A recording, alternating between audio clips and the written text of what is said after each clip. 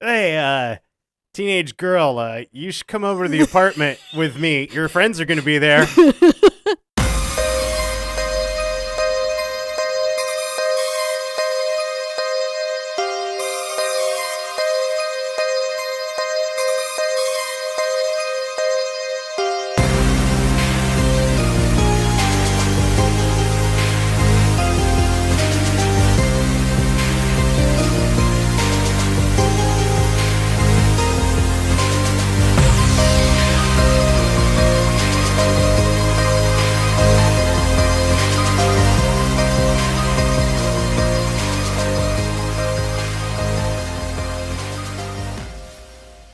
Hello, and welcome to Franchise Frights Podcast. I'm Cam. And I'm Mandy. How you doing, Mandy? I'm good. We're recording on Monday. We just ate some leftover food. You can't say that. We have to say the big game. Oh, do you want to get sued? We ate some big game food. That sounds gross. Big game food. It sounds like you ate like a deer. Or like something exotic, like a gazelle. A rhinoceros. Yeah, we ate rhinoceros tonight. Rhinoceros? Yeah, that's rhinoceros. It's a rhinoceros. Oh, never thought about that before. Hey, guys. What? People hit us up for stickers, and we sent them to them. So, if you want to be cool, like the other people, you should send us a DM with your mailing address, and we will send you stickers and business cards. And a wonderfully handwritten note. Yes. It's very personal. Oh, yeah. It's very personal. Even if we don't know you, we'll just write weird things. We'll just share our deepest, darkest secrets. Yes. You can find out about what happened to that guy in Indiana. Huh? What? Huh? Nothing? Hi, Jet. So, not only do we have stickers, but we have a podcast that you can like, rate, review, share. Subscribe. Yeah, you should do that. Yeah. We don't like saying it. It's annoying, but that's the only way we're going to grow. Unfortunately. Okay, so this comes out the day after Valentine's Day. Mandy, what are your thoughts on Valentine's Day? Meh. I just don't get it. We've never celebrated it. No.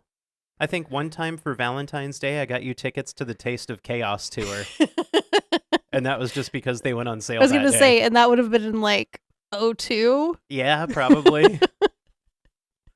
Yeah, just show your special person in your life that you love them every single day. I think that's better. And you know what? You don't have to spend a whole bunch of money on them to show them you love them. I've always said, like, you, like, at the grocery store, just, like, buy me a Reese's peanut butter cup. Because, like, you know I like Reese's peanut butter cups. Yeah. Especially when the Reese's eggs come out. Or, like, I'll buy you a Snickers. I love a Snickers. But it's like, hey, I was at the grocery store and I thought about you. Yeah. Or one time I bought you an avocado necklace when I was on a brodeo. Uh-huh. Because you like avocados and I like you. Do you have any of the horror movie news for the kiddos? I don't. I have two pieces. Do you? Well, actually, the first one has nothing to do with horror movies. It has to do with a horror drama TV show. Oh. Catherine O'Hara has joined the cast for season 2 of The Last of Us. Is she going to be Moira? I have no idea. Can you imagine Moira, like, trying to survive? You know, I think she'd do an all right job just because she'd be so, like, clueless. Yeah. Like, she wouldn't even realize that there were, like, plant people trying to get her. She could, like, dress up like the doctor from her movie. Yeah. With the birds. The birdemic? Birdpocalypse? I think it's Birdpocalypse. Was it? Yeah. And then she becomes a bird. Yes. That's Schitt's Creek if nobody knows what we're talking about. You know, it has nothing to do with horror, but you should watch it because it's absolutely fucking hilarious. It is. Your screen just turned off. I know. Your face went dark. It just timed out. I couldn't see you. I got scared. Did you think I disappeared? Well, I thought maybe you were possessed and you were just trying to hide your face from me. Well. My other piece of horror news, The Shining is going to be shown at the Timberline Lodge in Oregon on October 6th. Yeah, that's the place where they did the exterior shots for the hotel. Are they doing it, like, outside? I don't know. All I know is I want to be there. And it's expensive. So Yeah. send me your money. You can find our mailing address on our website. Yeah. Send me hundreds of dollars. We like money. I think that's all I have. Do you have anything else you'd like to talk about?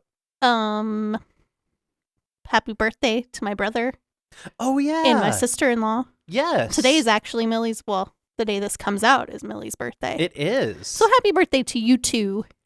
They're awesome. And we love you. And we miss you. And we might go to Oregon to watch The Shining. We're not. And then we could be near you.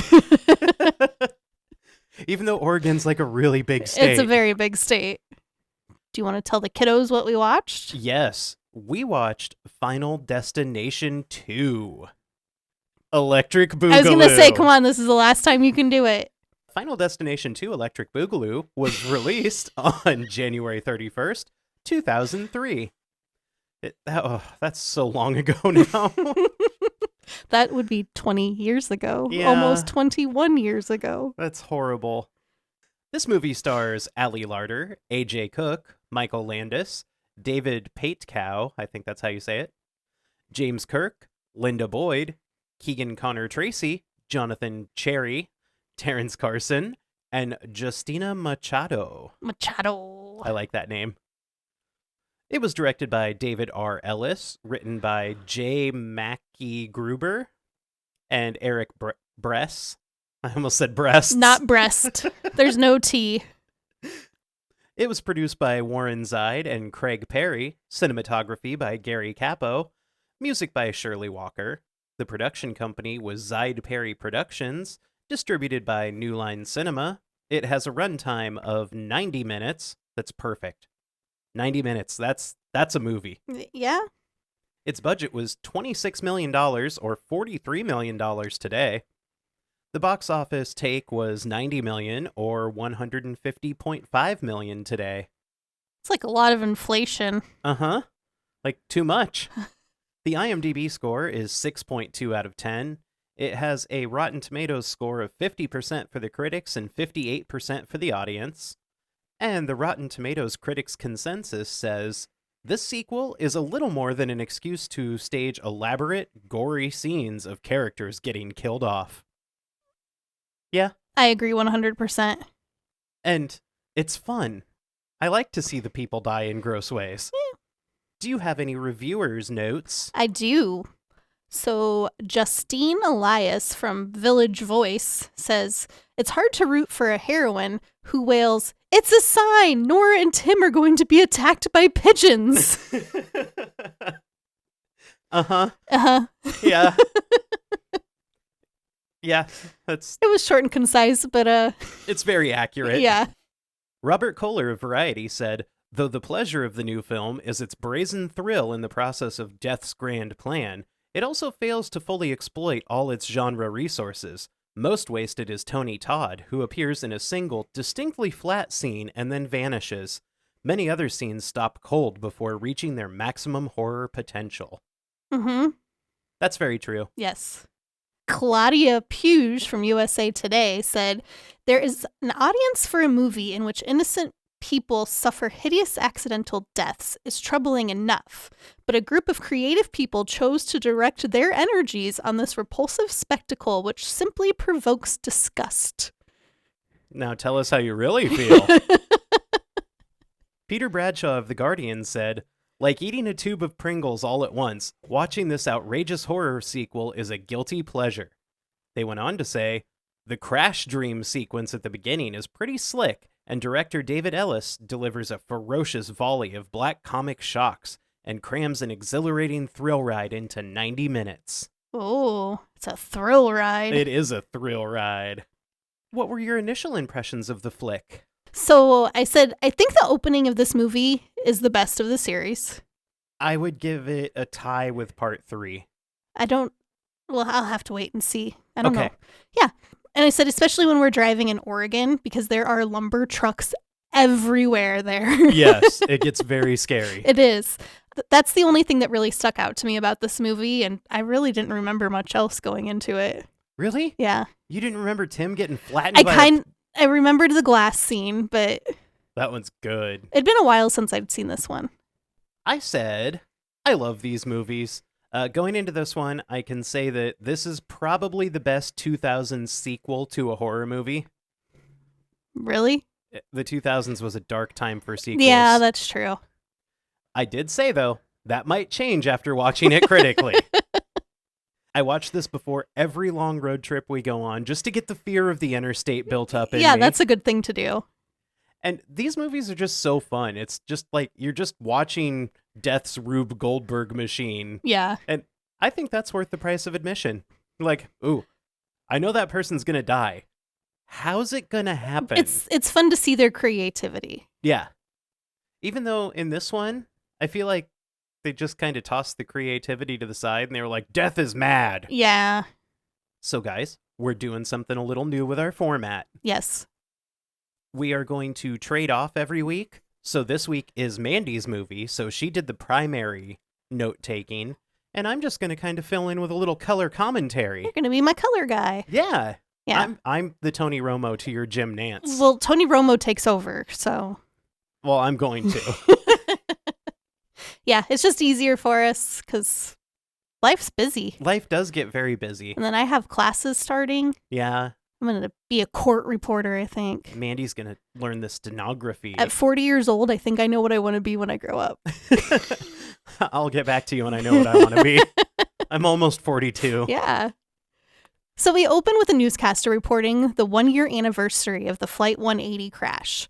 He explains that even stranger than the crash were the several students who got off beforehand, died soon after in tragic ways.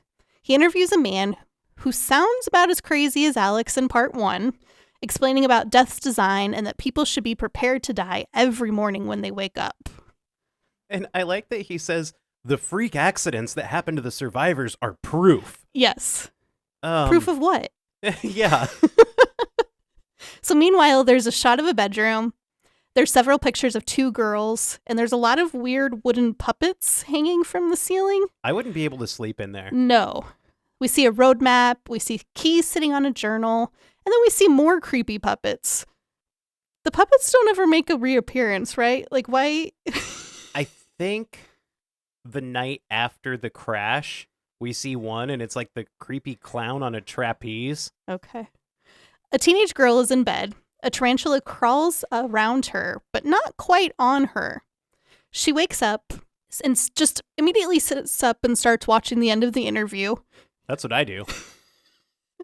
And then behind her, her bedroom door slams shut. From the wind or the death wind? I think it was the death wind. Then we see Final Destination 2. Electric Boogaloo.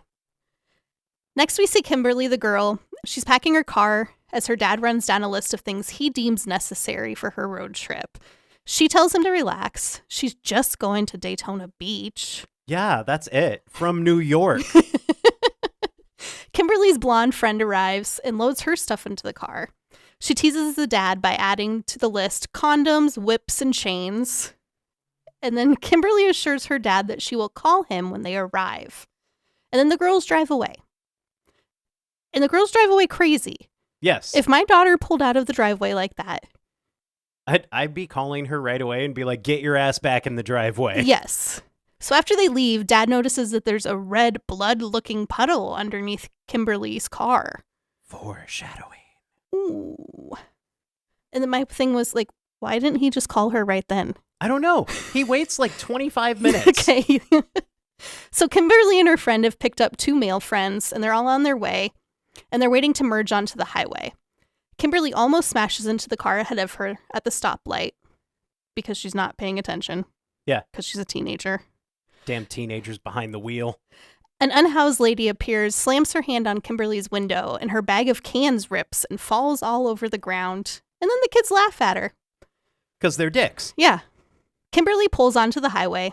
A bus of athletes are all riled up in a bus. And it's a short bus? Yeah. But they're all chanting, pile up. Pile up, pile up, pile up. Kimberly turns on the radio, and a report about the 1-year anniversary of the plane crash is on. So she switches to the next channel, and it plays Highway to Hell. So she tunes again to an awesome pop song. And it's all like talking about like, you can have my heart. Oh. It's like, yeah. You like know the song? It's like a groovy song. Do the kids still say groovy? Yes. A guy in a Trans Am or Firebird. Is it a Firebird? The Firebird, I think, was a package of the Trans Am. Okay. Well, you know what I'm talking about. Like one of those cars. He eyes Kimberly and her friend and then attempts to impress them with his awesome ways. And then the kids just laugh at him. Yeah. He's very skeevy. Yes. He's wearing a leather jacket. And he looks like he's probably like 25. Yeah. And he's like, what's up, 17-year-old girls? So meanwhile, Kimberly's dad calls to let her know that her car is leaking transmission fluid and she needs to get it looked at right away. What the fuck, Dad? You waited until just now to call? Why didn't you call as soon as you saw the puddle? You were so worried about her that you waited to let her know that a major component of her car needs repair, knowing she's going on a road trip. She went and picked up 2 whole-ass human beings, drove all the way to the on-ramp of the interstate, took the on-ramp onto the interstate, and then you're like, maybe I should call about that thing I was worried about. Like, as soon as she pulled away, I looked down and I was like, oh, that's red. That's transmission fluid. Yeah. Call then. You need that. Yeah. You know, maybe call her and be like, hey, you should come back. Let's switch cars. You can take my car and I'll go get your car fixed. So Kimberly's friends in the back share a joint. Bad kids. And then one of them is flashed by a motorcycle babe. Boobies! Very fake boobs. Very fake. But the other one doesn't get to see it, and he's sad. Then the boys notice that a cop's behind them, and everyone starts to panic. Kimberly tries switching lanes to get away from the cop and almost cuts off a lumber truck. And then she swerves back over and then falls in line behind the truck. One of the boys flicks his joint out the window, and it lands on the hood of a business lady's car. She's talking on her phone, smoking, and driving. Totally safe. I've done it. There's leaves stuck in the hood of her car, and so the joint starts a small fire. And she turns on her wipers and smears shit all over her window. And then the dumb boy in Kimberly's car motions to her to keep quiet because there's a cop behind them. Yeah. And I'm like, dude, she had no idea that was a joint. Yeah. That could have just been a cigarette. I don't think she even noticed that something got flicked onto her windshield. No. She was probably just like, why the fuck is my windshield on fire? Yeah. But I was like, dude, you just like totally gave yourself away. Yeah. Kimberly's check engine light comes on. Big surprise. And she sees a sign that the next service station is 23 miles away. So she suggests they pull over and take a look at the car. But her friend tells her to relax. Everything is going to be okay. Famous last words. There's shots of all the other cars on the road. We see a pregnant lady driving a delivery van. There's a dude driving a beer truck, drinking a beer. You shouldn't do that. We see the lumber truck again. The crotch rocket guy is douchily splitting lanes. Yes. And the cop doesn't care. No, he just lets him. He flies right by the cop and just kind of like waves at him like, yep, I'm being illegal. Yeah. A kid in a car next to them holds 2 cars that look a lot like the lumber truck and Kimberly's car, and he smashes them together as if they're crashing. Uh-oh. Kimberly finally puts her seatbelt on after seeing that. She doesn't have her seatbelt on before then, and none of her friends are wearing their seatbelts. That's not safe. Stupid. There's a Tommy Lee wannabe and and then I put a helmeted crotch rocketeer that's weaving in and out of traffic. And then there's a boy in a car with his mom, and he's playing drums with water bottles while his mom drives. I think I've done that. You think so? Except it probably wasn't water bottles when I was growing up. It was probably like 2 bottles of Surge. Or Yoo-hoo. Oh, it's so bad, but I crave it. Tommy Lee decides to snort a line off his hand just before the cop passes by him. And then the cop notices something dragging behind the lumber truck. But he spills his coffee, distracting himself for a moment. I like how the cokehead guy, too, like right after the cop passes him, he's freaked as shit when the cop drives by. And then he starts talking shit. Yeah. And then like as soon as the cop goes by, he's like, what, are you gonna bust me, bitch? Yeah. But you know that's how people are. I'm like, you just shit your pants when he drove by. But that's how we are. So the chain on the lumber truck breaks, and full timber log full timber logs Justin Timberlake. start rolling off. One goes straight through the cop car, totally obliterating the cop. It's splatty. Yeah. The crotch rocketeer falls from their bike and slides along the highway. They come to a stop against a log, but then their bike follows them and crushes them. Tommy Lee is swerving to avoid everything, but his car catches air and he flips like 100 times. And it reminds me of the crash in Talladega Nights that they're like, Where it's like an almost slow-mo. yeah, and they cut to commercial and they come back and they're still wrecking. He lands right side up on the opposite lane of traffic. He's bloody, but he seems okay. Until a semi smashes into his face, igniting a fire. And his car's sideways. Uh-huh. So when the truck hits him, you get that weird tire sound of tires going sideways on the road. That like, ha, ha, ha, ha, ha, ha, ha. You sounded like a Frenchman trying to laugh. I do have a silent E at the end of my last name.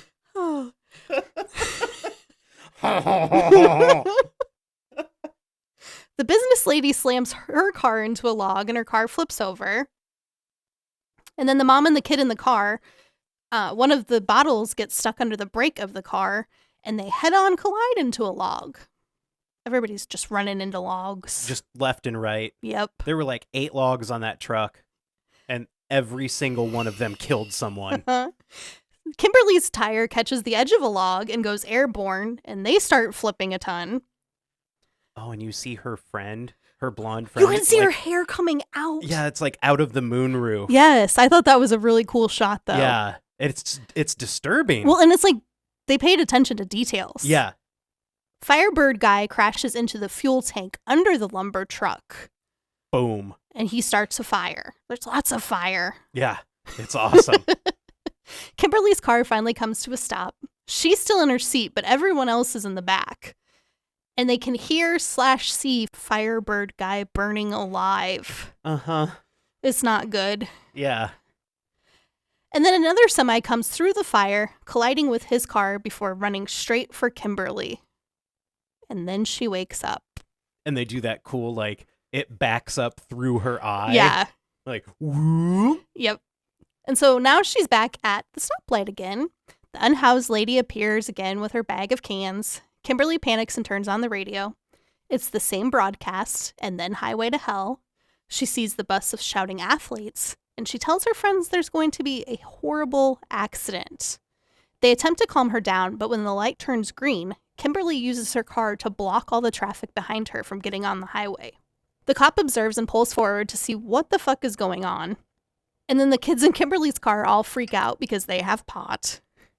I like too how the stoner guy in the back seat is like the stereotypical high school stoner guy. Yes. He has longer kind of wavy Especially hair. like 2000s. Like He's wearing like a beaded necklace and a crazy printed shirt. And he has on like cargo shorts. yeah. You're just like, oh yeah, he's the stoner.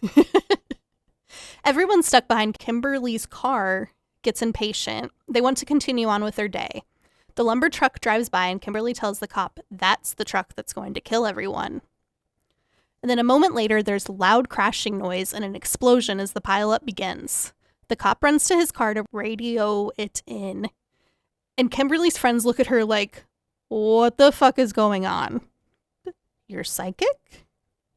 I would be a little afraid of my friend at that point. I would too. The cop runs from behind and pulls Kimberly out of the way just before a semi drives through her car with her friend still inside. She cries and tries to run to them, but the cop holds her back, and the camera spins and spins and spins around them. For like an inordinate amount of time while she very poorly fake cries. She's Yes. like, But that was also such an early aughts, like, yeah. camera shot. Did you notice that right before the cop pulls her out of the way, she looks over and sees a sign on the side of the road that says, like, road construction next 180 feet? There's a lot of 180s in this movie. Whoa. At the police station, a detective and the cop from the crash discuss the survivors. The cop says they're all a little scared, but the detective argues that they're the luckiest people in the world. And then he mentions that one of the survivors, Evan, the Firebird guy, The douche. just won the lottery yesterday. The skeevy douche. Yeah, he's skeevy. The survivors are all in a room together, and the cop sits down with Kimberly and asks her to go over her story again. Did you wonder why? Like, why did you pull all these people in? Like, there's really no reason that you would pull. I could see pulling her in Yeah. because she told you it was going to happen. I don't know why you would pull the other people in. Yeah, I could see, like, okay, tell me, how did you know this crash was going to happen? Yeah. But, like, Nora and Tim Yeah. and, like, Eugene, the crotch rocket guy, they don't need to be there. No. Like, you survived an accident. Good job. Like, you didn't pull onto the interstate where a pileup happens. Please, come into the police station. Along with half of the state. So Kimberly explains to him that she saw the whole thing happen before it did happen, just like that kid from the Flight 180 crash. Then the guy that was riding the motorcycle gives us a nice recap of the last movie. He is the exposition king. Guy has vision. Guy gets friends off plane. A month later, they all start mysteriously dying. Death has a plan and you can't escape it. Nope. And I like how he ends it with, like, doing a creepy, like, like 1930s horror movie laugh. He's trying to be spooky. The cop speaks up and says that there is one survivor, Clear Rivers, but she's in an institution. Clear went crazy. I can see why. Yeah. She saw a lot of people die right in front of her. True. Kimberly points out that if all of this is happening again, and they were meant to die, then death's coming after them. Having heard enough, the mom, Mrs. Carpenter, takes her son, Timmy, and leaves. And then Kimberly's dad arrives, and the detective dismisses them all. So, like, they didn't even really question anybody. No, they just brought them in and wasted a bunch of their day. Yeah. So back at home, Kimberly and her dad drink tea in the oakiest kitchen ever. The cabinets are oak. The table is oak. The The chairs are oak. The trim around the top of the room is oak. And then the walls are like almond colored. Uh-huh. It's the beigest beige ever. I would probably be very depressed in that house. Kimberly asks her dad if her mom ever had a vision. He expresses concern for her and she tells him that she's worried about the others and she doesn't think this is over yet. And the acting in this scene Is so good. It is, you know, I think it's right up there with some of the story-driven porn videos of the late 90s. Firebird guy arrives to his apartment building, and they waste no time making you think that everything is going to kill him. Oh, yeah. The hallway to his apartment is filled with hazardous children's toys, and then he's carrying a pile of brand new purchases. They're like really fancy-looking bags. Yeah, I think there's like an iMac. Yeah, he has a huge iMac box. Inside, he sets his things down. On the table is a pan of leftover spaghetti. He throws the spaghetti out the window, takes the pan and puts it on the stove. Why was there spaghetti in a skillet? He doesn't wash it. He doesn't rinse it. He just puts the dirty ass pan on the stove to cook with. Uh-huh. And then I put, this guy deserves to die. I said that later. I think probably the reason the spaghetti was in the pan was that's the only pan he has. Oh, probably. So he just like heated his spaghetti in the pan. But This guy's nasty. But I feel like he's a microwaver. Yeah? So anyway, he pulls some leftover Chinese food out of the fridge. Then he fills the pan with oil and spills a bunch of it onto the gas stove. And he starts to fry mozzarella sticks. He's got one thing going for him. He does. He doesn't notice that a magnet from the fridge fell into his Chinese container, and he throws it in the microwave. So now he plays his answering machine while pulling out all of his new blingy jewelry. Douche. He's got a watch. He's got a stupid diamond horseshoe ring. On the machine are several messages from girls trying to get in contact with him because of the lottery money. Evan, I heard about your big win. Call me. The microwave starts to spark, then pops really loud, and the glass cracks, scaring Evan. He drops his ring into the sink, and it slides down the garbage disposal. He just sticks his hand right down that drain. No second thought. Don't do it. There's a trap. It- There's a trap in there. You can just open the trap and get your stupid ring back out. yeah. Or you know what? Maybe that was the universe telling you that's not the ring for you, because that's not the ring for anybody unless you lead a crime family. Yeah. His watch gets caught on the side of the sink and he can't pull his hand back out. So now he's stuck. He's just stuck to the sink. The pan with the mozzarella sticks catches on fire because of all the oil, and then the microwave is continuing to crackle and pop, and he's still stuck in the garbage disposal.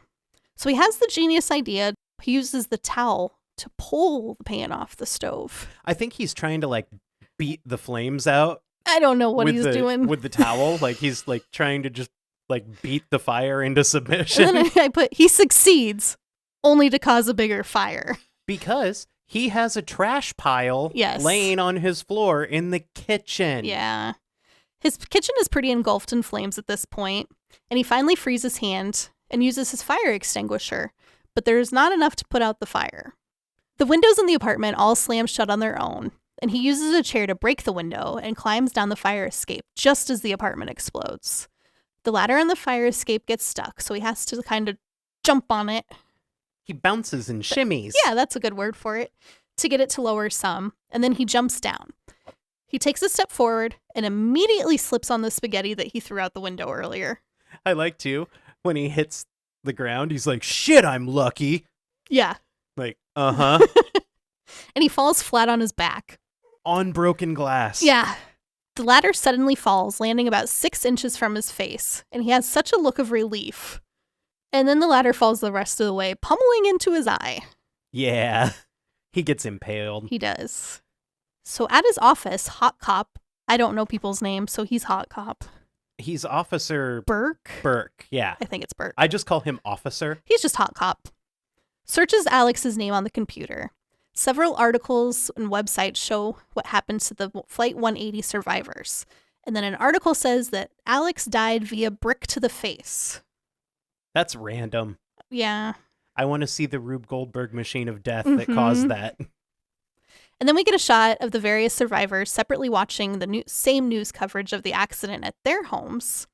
Following the story of the accident is the news of lottery winner Evan's tragic death. And all the survivors are shocked. I love how the scene starts, too, because it's the business lady, and she's on her treadmill smoking a cigarette. Talking to her mom. I'm going to work out while smoking. Okay, but like think about like the 9 to 5 era, like the business, like power suit ladies. They definitely would have been doing that. Smoking their Virginia Slims. She's a little late to the game, but... So Mrs. Carpenter brings Timmy a sleeping pill. I think it's a sleeping pill. I don't know. She's trying to drug him. Yeah. She likes drugs. Yeah. And a glass of water while he's laying in bed. She reminds him of his dentist appointment the next day. He cautiously asks her if she thinks the others were just joking earlier about all the death stuff.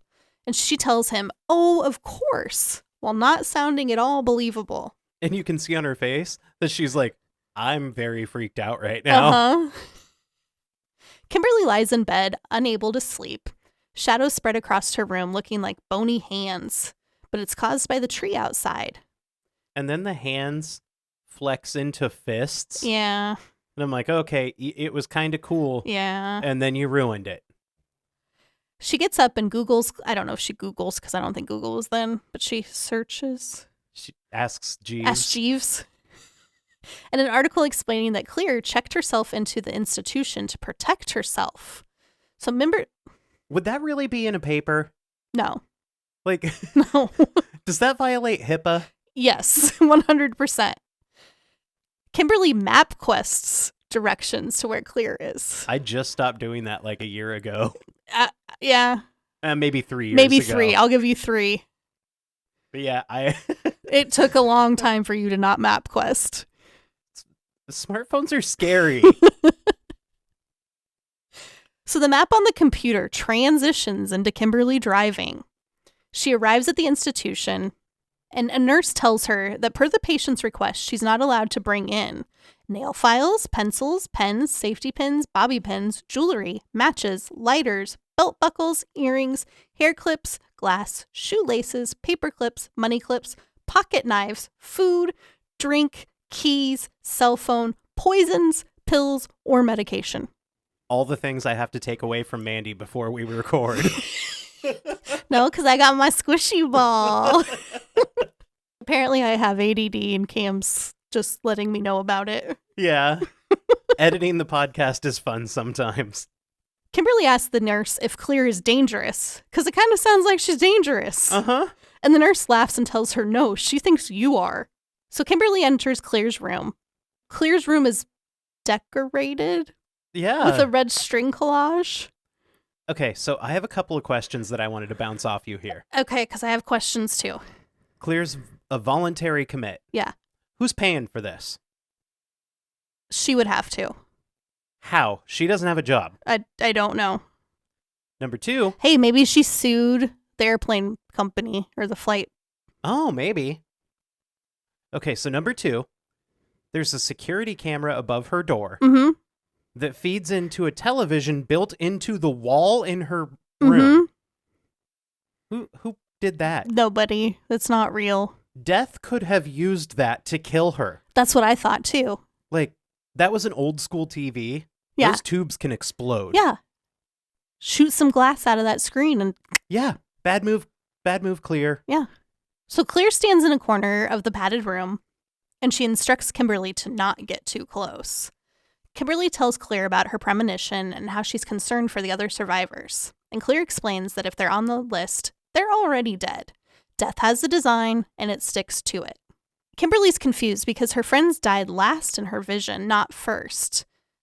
And then, in some of the worst acting I've ever seen, Uh-huh.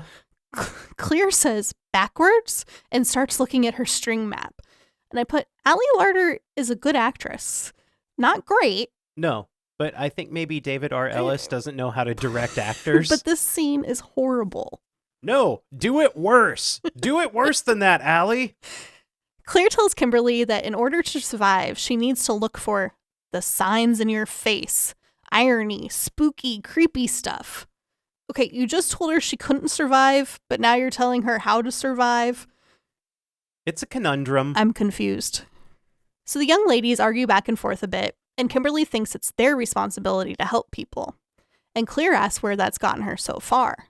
All of her friends are dead. No, Clear.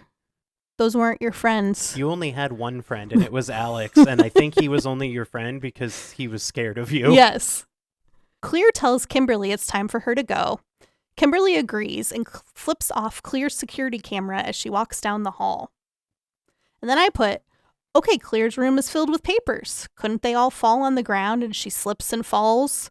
Or then she dies by a million paper cuts. Yeah. Or what if one paper cut manages to cut her jugular or femoral or like a big artery? Or like, what if she's sleeping and the death wind kicks up and it stuffs one of those papers down her throat? Exactly. She's not safe. No. Kimberly arrives home to find Hop Cop waiting for her. They discuss Evan being dead, and Hop... She's like, ooh, they DoorDash these now? I'd take one. I love a man out of uniform. They discuss Evan being dead, and Hot Cop tells her that he's been getting calls from all the other survivors. They're going to meet at his apartment that evening. Hey, teenage girl, you should come over to the apartment with me. Your friends are going to be there. I never thought about that, but yeah, that's not good. Yeah. Kimberly asks him It's okay. I'm a cop. Kimberly asks him if he really believes all this death stuff. He begins to tell a story about cleaning up one of the scenes of the Flight 180 victims. But then Kimberly sees, in quotation marks, a bunch of pigeons in the reflection of the window, and she ducks as if they're there. Hot Cop looks at her like, what the fuck are you doing? Oh, maybe I don't want you to come to my apartment for the secret meeting. And then Kimberly informs him that if Clear's right, it means that Timmy and his mom are going to be attacked by pigeons. I wish that was the scene. In her padded cell, Clear looks over all of her newspaper clippings. She seems anxious and contemplative. Finally, she rips the hospital band off her wrist and stands up to leave her cell. Oh, and she very dramatically drops her hospital wristband. on the article about Evan dying. Mm-hmm. It's so dramatic. So dramatic. Timmy and his mom are at the dentist office. An assistant tells them that the doctor is ready for him. And Tim tells his mom, if he gives me the gas and I wake up with my pants down, we aren't going to pay. I love Tim. His mom chuckles while scolding him, and Tim goes to the back while mom stays in the lobby. In the back, Tim explains to the dentist why he missed yesterday's appointment because of the car crash. And in the lobby, we see a shot of the fish tank and a hose leading into the fish tank. It's one of the filter hoses. Okay. Has sprung a leak and is shooting water dangerously close to an outlet. Yeah, it's bad. Yeah. So the doctor begins his exam, and he tells Tim that he knows he's been smoking. Shame, shame, Tim. A bird flies into the window, cracking it and startling them both. And also, fuck that dentist, because he was like lording it over him. He's like, Tim, I'm disappointed in you. Does your mother know you've been smoking? Like, you rat fuck. Don't narc him out. The doctor also tells Tim that he has a cavity that will need to be filled. He grabs a needle, and just as he's about to jab the needle into Tim's mouth, more pigeons fly into the window. The doc is irritated and asks Tim if he'd rather just have the gas. And Tim says yes. Okay, yes, you have a cavity, but like there's paperwork you have to fill out before all this shit. Yeah, you can't just dive in there all willy-nilly. No, well, just like from a like HIPAA standpoint, not even HIPAA, but like just a procedural yeah, standpoint. you have to sign shit. And he's a minor. You'd have to go talk to his mom and be like, hey, he has a cavity and he's been smoking. Yeah. Can I fill this cavity? Also, he's been smoking. Dr. Rat. We cut back to the lobby, and water is continuing to spray. The plug in the outlet isn't quite all the way plugged in, and water flows over it and then flows towards Mom's feet. Uh-oh. Doc gets Timmy loaded with the gas and sets to work, and there's a loud crash in the lobby. A pigeon has broken through the window, and Mom gets up to help just before the feet touches her water. Nope. Just before the water touches her feet. Doc runs in, leaving Timmy with his mouth clamped open in the back room, and the gas still running, which is also not good. No, you do not leave a patient on nitrous unsupervised. Mom, Doc, and the assistant all try to catch the bird, and in the back, Timmy's not feeling any pain at all. Oh, no. But death is at work. The oxygen supply shuts off, so he's just fed pure nitrous. I imagine that feels pretty good. Yep, for a few seconds until you start asphyxiating. There's a fishmobile above him, and one of the fish falls straight into his mouth. Tim begins to choke, but because of the nitrous, he can't move his hands, and his vision begins to fade. Out in the lobby, Mom finally catches the bird, and then we cut back to Timmy, who's just about to die, and the assistant pulls the fish out of his mouth just in time. And I like that the dentist goes, hey, how's Tim doing in there? And she looks back at the door like really guiltily, and she's like, good. He's definitely not dying. Mom and Tim leave the dentist office unharmed. Hot Cop and Kimberly are up the street, and they run towards them yelling, pigeons! Which, Tim, he might still be feeling effects of gas. And I just imagine he's like, hell yeah. Yeah. So Tim thinks this means he should run towards the pigeons, causing them all to fly up. A crane operator is startled / attacked by one of the pigeons and hits his controls, causing a giant pane of glass to smush Tim. Also, a really good one to watch frame by frame. Yes. I said the special effects here are really good, but I wouldn't want to see the mess. He gets so pancaked. Ugh. So later, the street is filled with cops and an ambulance. Kimberly and Hot Cop discuss whether they should tell Tim's mom that she's next. And behind them, EMTs roll a gurney with a body bag on top of it into the back of the ambulance, with Mom standing behind them. And then I put, did they use a shovel? The body bag is pretty flat, but I guess there'd have to be something left. Bone chunks. Yeah. It's squishy. And Nora doesn't want to leave her little pancake. She's like, not my pancake, boy. Hot Cop takes Kimberly home. Now that you've like brought up the fact that they shouldn't be hanging out, I'm like super creeped out by it. Oh, there's a lot of scenes where I'm like, oh. I always had that feeling too, but it was supposed to be like a brotherly love. Like the Folgers commercial. Like the Folgers commercial. Hot Cop takes Kimberly home, and she very poorly delivers a speech about how she can't believe this is happening again. I like how she ends that speech too. She's like, we're all going to die, aren't we? I'm so scared. So while they're parked, they both see someone move in the side view mirror. And Claire approaches and tells Kimberly, I hope you're ready for this. Dun, dun, dun. Because she's such an expert. So Claire takes them to the funeral home, explaining that this guy knew a lot more than he told them last time. And she acts like he's some sort of spiritual shaman. And they enter the basement. It's all dark and scary and drippy. And I'm pretty sure that last time it was just a normal prep room, right? Well, yeah, but this is the crematory. This is in the basement. Okay. They snoop around a little bit before the Grim Reaper rolls Evan's body out of the freezer. It's Tony Todd. Yeah, I call him the Grim Reaper. And he tells them that he's been waiting for them. Claire asked him for help, and he tells her that death has its design. You can't escape it. Claire calls bullshit and says her and Alex dodged it 12 times. 12. It can be beat. And then I marked that this is where I get confused because Claire flip-flops so much. Can it be beat? Can it be beat? I don't understand. Well, she did just spend a year in a mental institution, so... During the conversation, the Grim Reaper is preparing Evan's body for cremation. He uses a pair of pliers to rip out a nipple ring, and then he tosses Evan into the fire. And at one point, he looks at Kimberly, and referring to Evan, he goes, dead, but still fresh. Ew. Ew. So Kimberly takes a try at asking for help, and the Grim Reaper seems to like her more than Claire. And he tells her, only new life can defeat death. Your voice isn't right for this. Can I do something to make it sound a little better? Sure. Now read your quote. Only new life can defeat death. Wait, I have more. Some people say... I can't listen to myself do it. Some people say, for every new life, there's a death, and for every death, a new life. But a new life that wasn't supposed to happen, that messes up the whole system.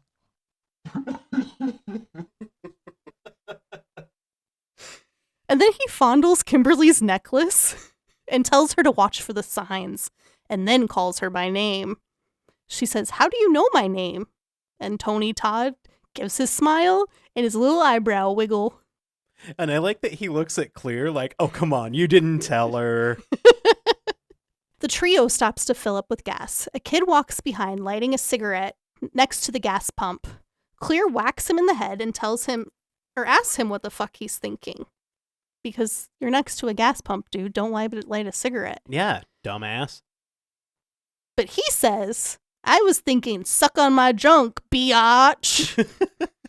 And he's wearing a no fear shirt. Yeah. And he clearly has no fear. He fears nothing. As he and his friends are walking away, Kimberly has another vision. A car crashing into water. Claire and Hot Cup try to ask her what she saw, but she's choking on non-existent water. Death is coming at them from every angle. There's almost a car crash. A man working on power lines starts to cause sparks. There's a dude dropping propane canisters. Propane. Kimberly tells them that she was driving a white van, lost control, and went into a pond and drowned. Hot Cop remembers the pregnant lady that was driving the delivery van. Claire realizes this is it. If she can deliver that baby that was supposed to die, they mess up Death's design. And Kimberly arrives at the fact that this means that they can beat Death and get a clean slate. Yeah, because that worked for you in the past. It seems like a bit of a jump, but okay. Well, you know, they wanted to keep it at 90 minutes. Claire and Kimberly realize they need to find this lady, But how? She didn't go to the police station, and there has to be hundreds of white vans. But Hot Cop reminds them, hey, I'm a cop. Want to come to my apartment? No, so the three of them go to the police station. They use Hot Cop's car camera to find the license plate, and he finds the lady's info and puts out an APB on her van. And then he reminds them they have to go back to his apartment for the meeting. I have Cheez-Its. He's got 2 ladies now. Oh. Hey, So- and only one of them's underage. She could be 18. Well, I guess, yeah. We cut to Tommy Lee as he's doing a line of coke in an elevator. Before he gets on the elevator, he does Yeah, the line of coke. Just like out in front of Satan and everybody, he's just doing a line of coke. When he gets on the elevator, his foot gets caught in the door, but he manages to break it free. And then he has a very strange interaction with a guy that's already in the elevator. Yeah, the door bumpers don't work. And the guy's like, oh yeah, I told the manager to get those fixed a couple weeks ago. Uh-huh. And it ripped his boot off. And so Cokehead shows the guy his boot and goes, is that dog shit? And like shoves it in his face. But then it gets better because he tells the guy he has something on his face, and the guy tries to like kind of wipe it away. So then Tommy Lee licks his fingers multiple times, offering to help the guy wipe it off. And the guy's like, no. Yeah. And then he just looks at me and goes, I'll do it. Yeah, I can help. And so the guy just declines and gets off at the next floor. I would too. I absolutely love the actor that plays Cokehead Rory, though. I do too. He's the crazy goalie in the Goon movies. Oh, really? Yeah. Also, if you have any interest in fantastic comedy movies, go watch Goon.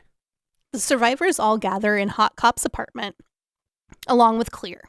Kimberly and Clear explain to the group that they need to look for signs, and then they can beat death. Kimberly hands each survivor a cell phone so that she can call them if she has a vision. Motorcycle Dude is not convinced about all of this. He argues with Clear that he's been alive all day. Nothing's going to change that. He picks up his keys to leave, and a small pool ball falls off his keychain, rolls to a mousetrap, then gets thrown into the air, hits a ratchet that sends a kayak attached to it flying towards the group, narrowly missing Clear before crashing into the window. Motorcycle Dude's a little freaked out now. He's like, oh, maybe there is something to this. Yes. I will take that telephone. Elsewhere, cops pull over a white van, and inside is the pregnant lady. They ask her to step out of the van and tell her that it's been reported stolen.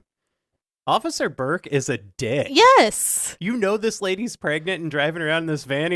The van is stolen. Well, and Not like she needs to be detained for questioning. no, and she told you, like, hey, I have deliveries I need to make. Yeah. So you know that this is her work van. Mhm. You know that she's pregnant. And, cop people, friends, she stole the van. Maybe Hot Cop's more like not Hot Cop. Yeah. Maybe he's Dick Cop. Maybe. Back at the apartment, the group begins to death-proof it. Nora gets ready to leave, and Kimberly attempts to stop her. But Nora tells her her husband died 4 years ago, and now Tim. If it's her time, it's her time. And she walks out the door. And she's going to go be in heaven with her family. Yeah, I cut that part out. So Motorcycle Dude follows suit, telling the group he's not going to live his life by some list that Death made. As he's leaving, Hot Cop tells him it's fine if he doesn't believe, then hands him a cell phone and asks him to give it to Nora. So Tommy Lee goes to a closet to put something away, and the closet is filled with death traps. I wrote deathy items. There's a pickaxe, ice skates, a saw. There's lots of climbing gear. Yeah, and those like mountain climbing spikes that you put on the bottom of your shoes. Uh-huh. And I put, apparently Hot Cop does all of the outdoor activities. Well, at the end of the movie, we see he's an excellent swimmer. Yes. Tommy Lee hangs up what he was carrying, but causes a bunch of objects to come crashing down on him. Motorcycle Dude and Nora entered the elevator, and there's already a man on it, and he's carrying a basket of prosthetic arms. He doesn't look like a guy who's really on the up and up. Like, I want to know who he stole those prostheses from. I don't know. And several of them have hooks attached Uh-huh. instead of hands. And they're just in a wire basket. Yes. It looks like he just bought it from like a thrift shop. Yeah. And he was like, look at my treasures.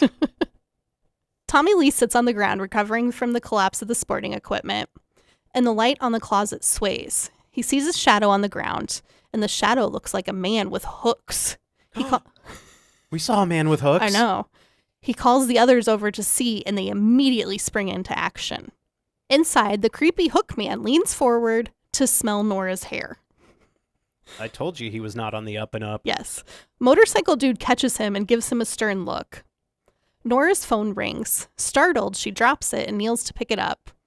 And the phone is cutting out a lot, but Hot Cop is able to tell Nora that a man with hooks is going to kill her. So Nora jumps up, and her braid gets caught on one of the hooks in the man's basket. And the three of them are struggling to get her hair unhooked, and there's a lot of commotion. The elevator doors open. Nora steps off, but the doors close on her neck, because that bumper thing's not there. Yep. Her head is in the elevator, and her body is not. Death played the long game on this one. It was like, I'm going to break those door bumpers. Uh-huh. The two men unsuccessfully try to help. Clear and Business Lady arrive and see Nora's body, and they try to lift her up, but the elevator continues moving, finally cutting Nora's head off. On this scene, I don't like elevator stuff. Like in the first Resident Evil movie when that lady's like half in, half out of the elevator. And she's like, pull me back in, pull me back in. I don't know why. Like, I have absolutely no fear of elevators. No, but like, that's like... Oh, ugh. but you throw out an elevator scene in a horror movie, and I'm like, okay, you guys got me.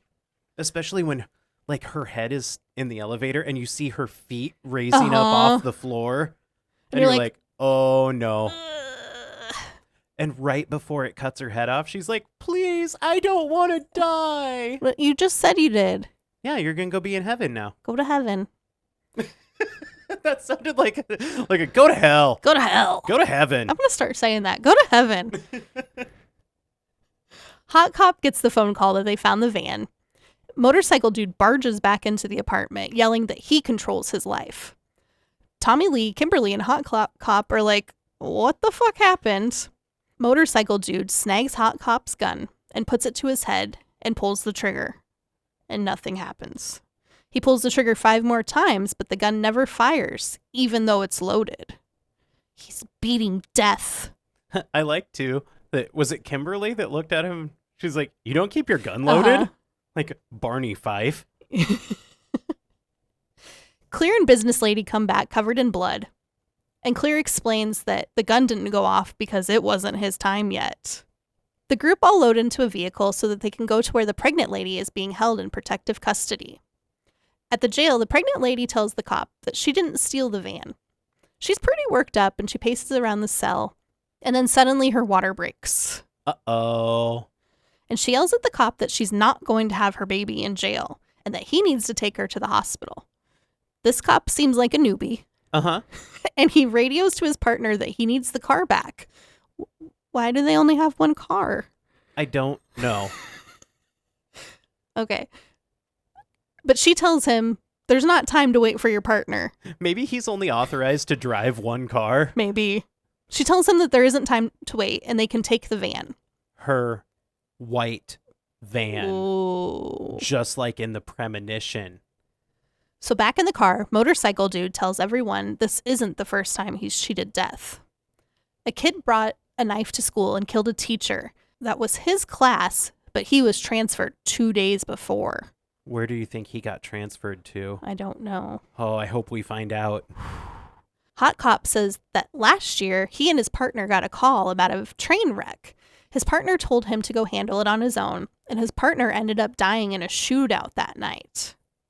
And Business Lady says she has one too. She was supposed to go stay at a B&B, and everyone there ended up dying because of a gas leak. But the bus she was on hit a girl, so she didn't make it. Wait, a bus hit a girl? Was that in Mount Abraham? In a train wreck? What? Oh my gosh. Tommy Lee had tickets to a concert in Paris where the theater collapsed, killing a bunch of people. But before he got there, he saw a sign fall and kill some dude. Wait, that happened to Carter. Clear puts it all together. That they are all tied to the Flight 180 victims. No. Once again, she says that they were her friends. No, they weren't. Clear, they're not your friends. She's like, I was totally friends with all the popular people, I swear. So Claire asks Kimberly her story.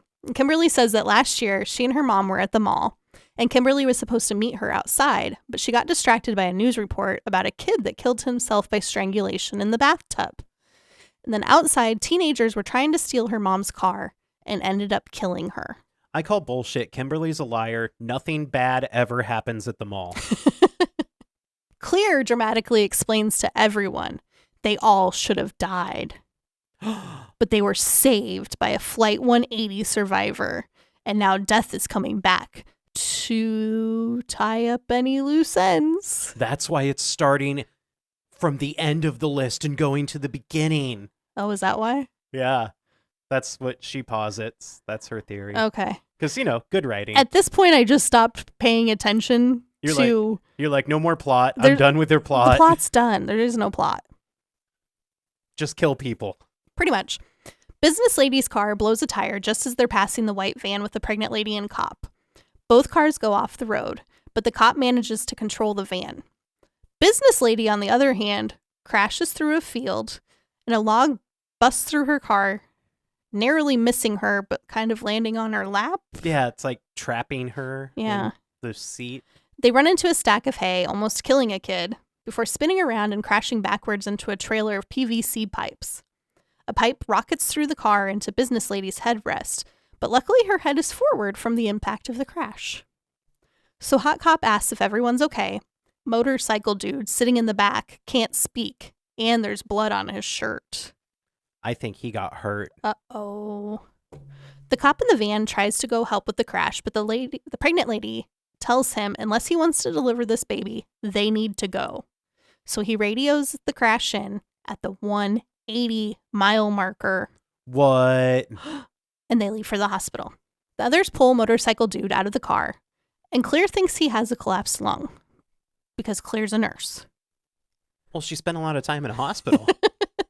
Business lady is pinned in the car because of the log, and she yells at the farm kid to help her. And he tries to pull it, but she screams in pain. And then she blames him. She's like, God damn it, Jethro. Yes. She tells him that she's worried the car will catch fire, but he assures her that he doesn't smell gas and there's nothing leaking. And for those of you that have watched Shameless, Cam's not one of them, but that's Mickey. He's wearing a Limp Bizkit shirt. Yeah. But he's little baby Mickey. He's a little baby boy. He's a weird looking guy. He is a weird looking guy. Cops and an ambulance arrive. The ambulance takes motorcycle dude.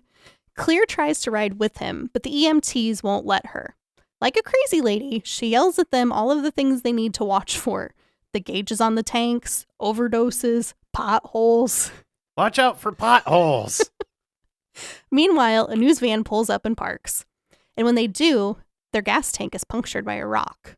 The gas pours out and falls into a PVC pipe headed for the car. And the Rube Goldberg machine is in motion. This part's kind of sad. So Tommy Lee gets serious for a moment, and he asks Kimberly if it's going to hurt when he dies. And she tells him she doesn't know. So he hands her his keys and his wallet and says that when he does go, he wants her to go to his place and get rid of his drugs, paraphernalia, porno, or anything else that could break his mother's heart. Aww. I know, it's so touching. He's not a bad guy. He's just a wayward guy. Yeah. So Hot Cop finds out that pregnant lady is at the hospital getting prepped for delivery. What hospital? Oh, I don't know. Lakeview. Oh. White van going to the Lake Hospital. Seems bad. He gathers the others to leave. Business lady is still stuck in the car, and she tells the others she'll be fine and to leave. The firefighter trying to cut her out is annoyed by her because she doesn't like that it's making too much noise. Yeah, and he tells her he's going to put the jaws of life on quiet mode. Yes. So then he jams the jaws into the car and causes the airbag to go off.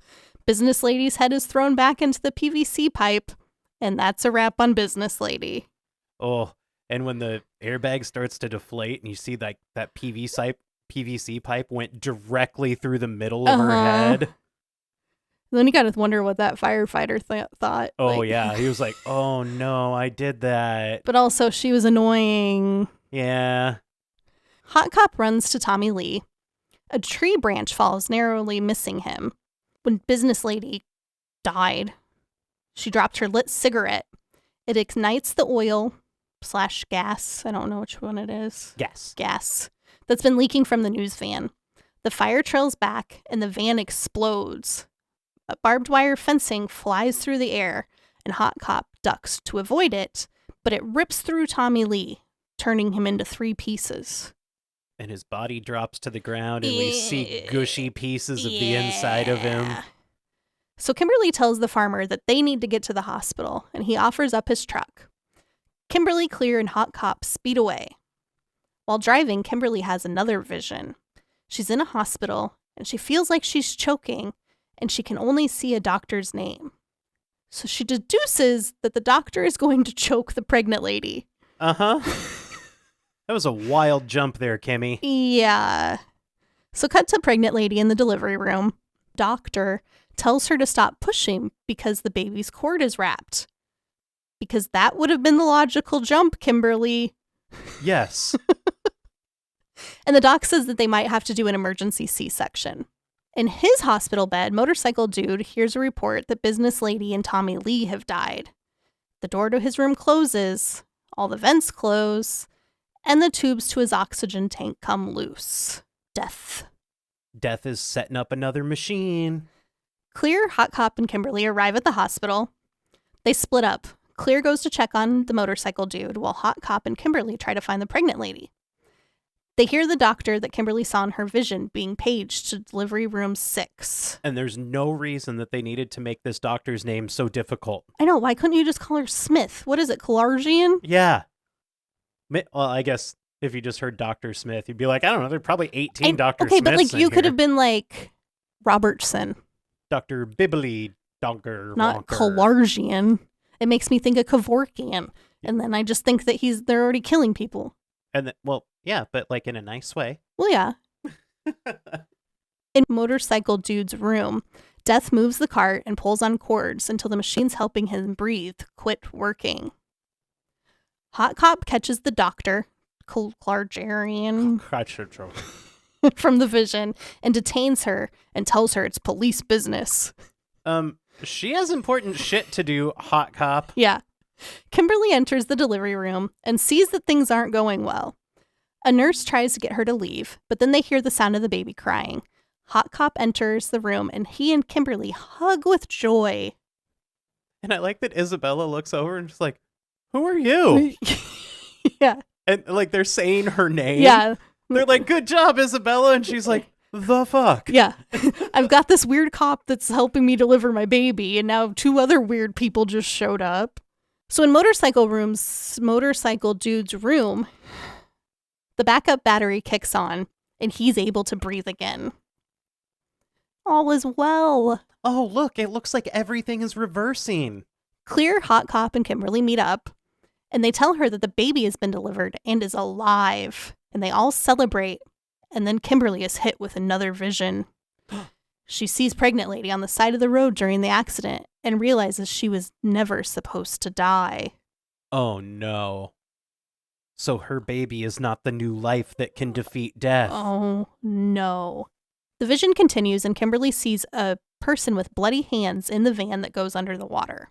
Clear's concerned about Motorcycle Dude, so she finds his room. It's blocked with a cart, and she moves it and opens the door.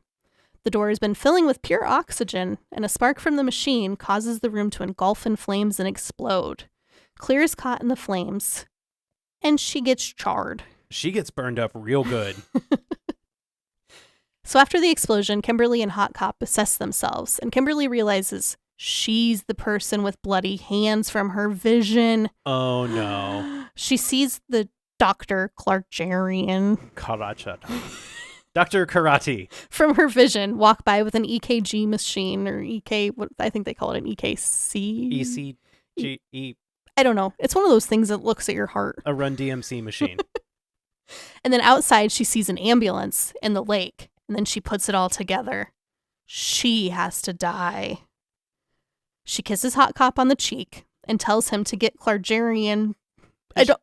She like whispers it in his ear. She like kisses his cheek, and then she's like, "Go get Clargian." Why? I don't know. And then she runs out the doors of the hospital to the ambulance. The doors close behind her, and Hot Cop can't get back through them. They start sparking from the top. I think Death was like, Oh, okay. like, oh, it's game on time. I get to kill somebody. So Kimberly hops in the ambulance and then drives the ambulance straight off the dock into the lake. She just hijacks a public vehicle. Hot Cop runs behind her, trying to catch up, and he dives into the water as the ambulance begins to sink. The ambulance sinks completely. Kimberly's trapped inside. Hot Cop dives underwater. He swims to the ambulance, and he's unable to get the door open and can't break the window. He and Kimberly exchange a look. And he's like, but I wanted you to come to my apartment again. And Kimberly has a vision / flashback of her dad, friends, and all of the survivors, while new life beats death, or some nonsense like that is voiced over. Yeah, there's a lot of voiceovers. It just like the movie really falls apart. Yeah. In the last 12 minutes. Yeah. So she comes to the sound of an EKG machine and Dr. Clargerian above her. Oh no, just like her vision. Kimberly is flatlined, but the doctor is able to bring her back. She stabilizes, and then Hot Cop comes over to check on her. They're both so happy to have beaten death, and the sun shines on them both. So cheesy. And then I put, and you think, oh my Satan, is this the end of the movie? And I'm glad it wasn't, because if it had ended like that, oh boy. So sometime later, Kimberly and Hot Cop have a barbecue with the family from the farm they crashed into. Kimberly tells everyone that things have been pretty normal. Yeah, and she's still underage because she said it. She was like, the summer was great, and she's drinking a beer right across the table from a cop. So the farmer kid goes to check on the grill, while Farmer Dad tells everyone that Tommy Lee saved Farmer Kid's life that day. He pushed him out of the way of the news van. Kimberly and Hot Cop share a concerned look, then turn their eyes towards Farm Kid at the grill. The grill suddenly explodes, causing Farm Kid to blow into pieces. It was cool. His charred arm lands on his mother's plate, and then rock music starts to play. The end. Thankfully, they put that ending in instead of just ending on the cheesy sunlight in the hospital scene. No, I liked his arm on the mom's plate. Yes. Did you notice the look that Kimberly and Burke shared while they were sitting at the table across from each other? No. They looked at each other like, I wish this food wasn't here so I could make you my meal. And she's just drinking a beer right in front of the cop, and he's like, yeah, drink that beer, then you can come to my apartment. Hot Cop's a creeper. I just felt like their whole relationship was very inappropriate. Yeah. Okay, anyway, credits. Credits. Body count. Blonde friend girl. I was going to say, this one's kind of hard. Yeah. Blonde friend girl. SUV smash.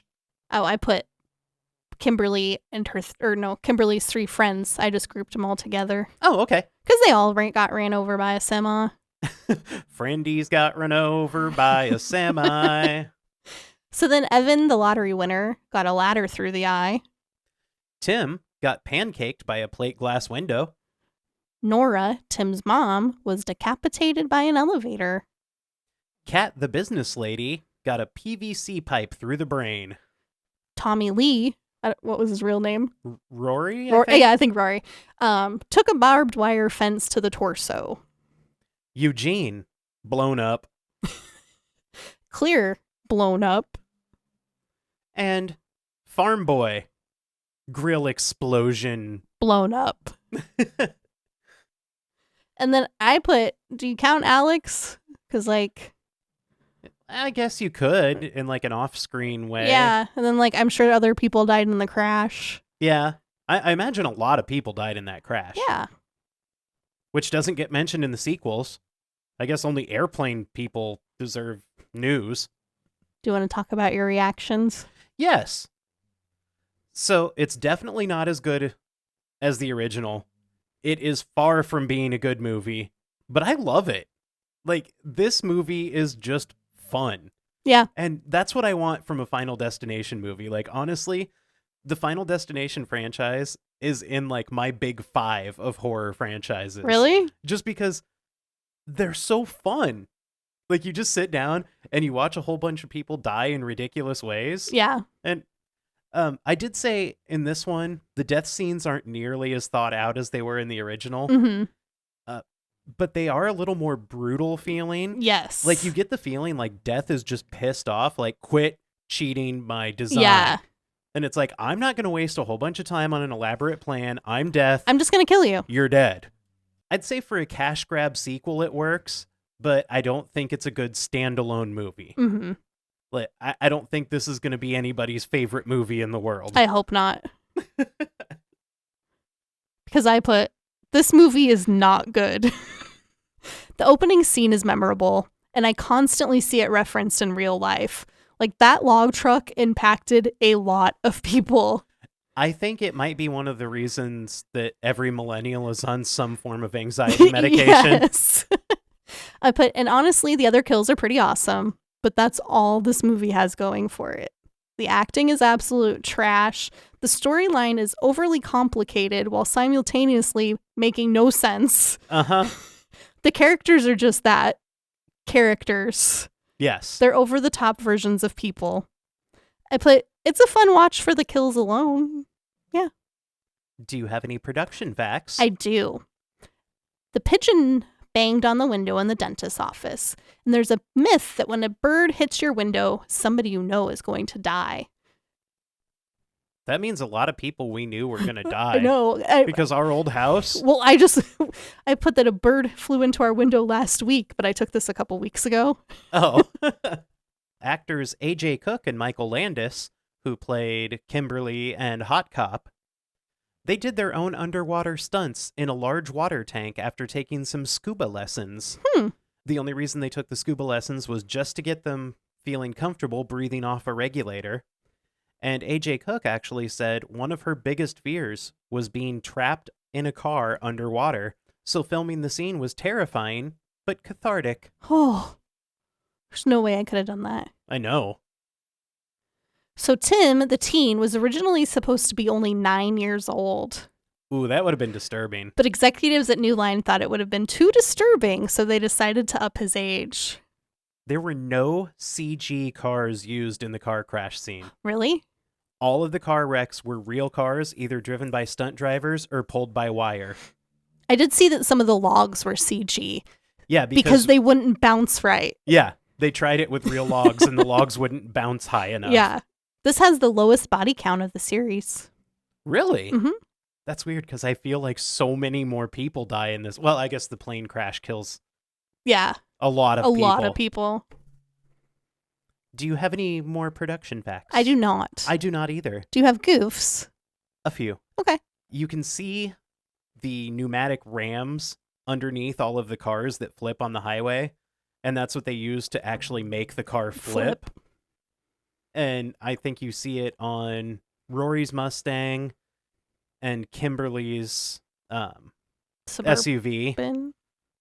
And I think there was one other, but I can't remember which car it was. You can also see that the stunt cars were completely stripped of their interiors, which always takes me right out of it. Yeah. I understand why they do it for the safety of the driver, but it takes me out of it. But like, you couldn't have filmed the scenes with the stuff in it and then done the accidents. Yeah.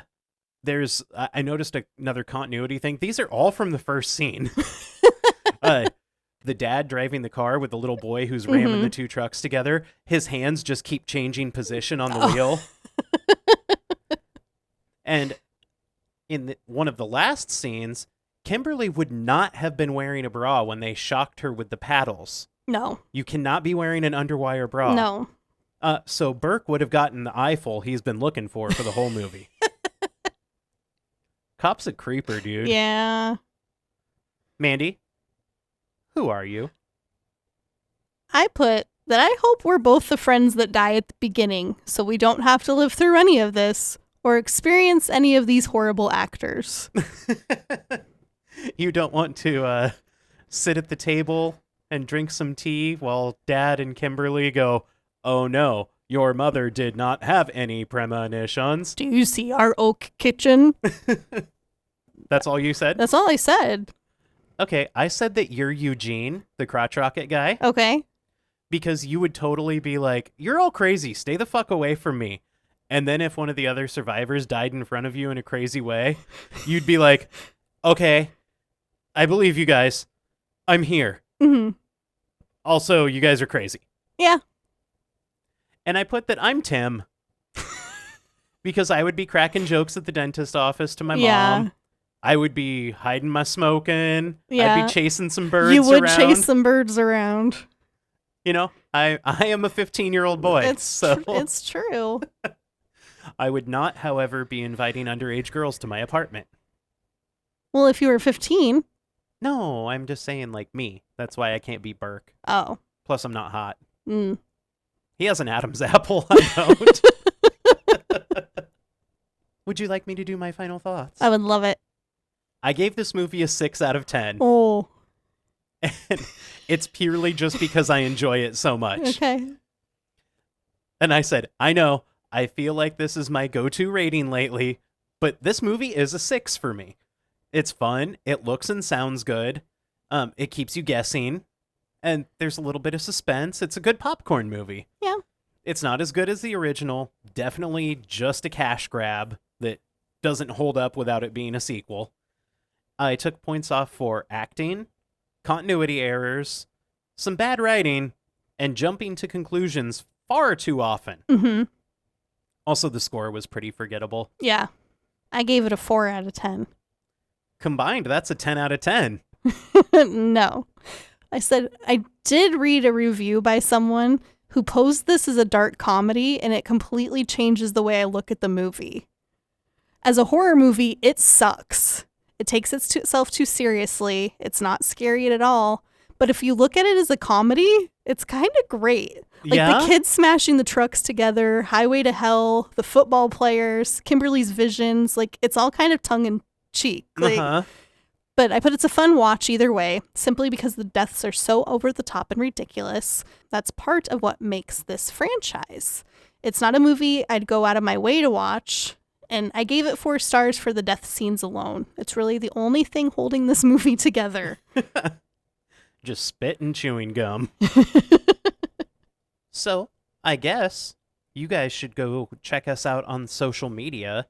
You can do that on Facebook, Instagram, and Blue Sky at Franchise Frights Pod, on X and Snapchat at FFrightsPod, or make it easy on yourself. Go to our website, www.franchisefrightspodcast.com. I feel like I want you to start saying http://www. I can do that. Guys, tune in next Thursday when we're going to do our second round of movies wrap-up episode. Bonus! And then we'll be coming at you with our views on Halloween 3 on February 29th. Oh my god, it's Leap Day. That's the last day of February. Leap Day. Leap Day. Oh, wow. That means the Summer Olympics are this year. Oh. That's how I remember when the Summer Olympics are. So I guess until next Thursday, remember, they always come back. It's also when the presidential elections are. What?